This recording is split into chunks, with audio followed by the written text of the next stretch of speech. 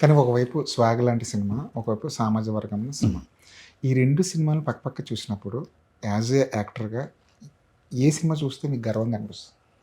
నాకు 'swag' 100% satisfaction ఇచ్చే ఇదిచ్చిన subject అండి.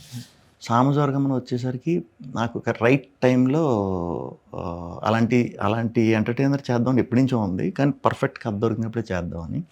'సామజవర్గం' కథ దొరకటం ఇది షూర్ షాట్ మనం గట్టిగా కొడుతుంది. నేను ఎప్పుడు ముందు అలా చెప్పను. ఒక మంచి సినిమా చేస్తున్నాం, బెస్ట్ ఇద్దాం ఇదే చెప్తా. కానీ నాకు అది ఎందుకో షూర్ షాట్ బ్లాక్ బస్టర్ అనే మాట నా నోట్లోంచి వచ్చిందనమాట. ఇది గ్యారంటీ వర్క్ అవుతుందని. నాకు ఒక ఫేస్లో ఎక్స్పెరిమెంటల్ వర్క్ అవట్లా. కొంచెం ఎలా ట్రై చేసినా కూడా నాకు కోవిడ్ తర్వాత సీరియస్ సినిమాలు అల్లూరి, అవును, మన బళ కొంచెం డిసప్పాయింట్ చేసినాయి.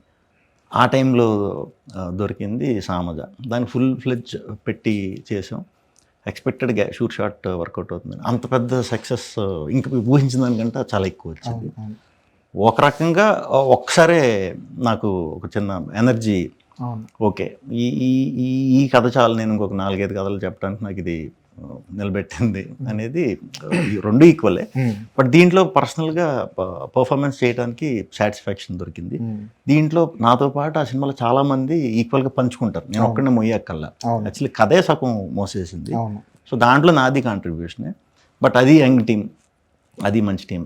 సింపుల్గా ఆడతా పడతా చేస్తాం, హ్యాపీగా.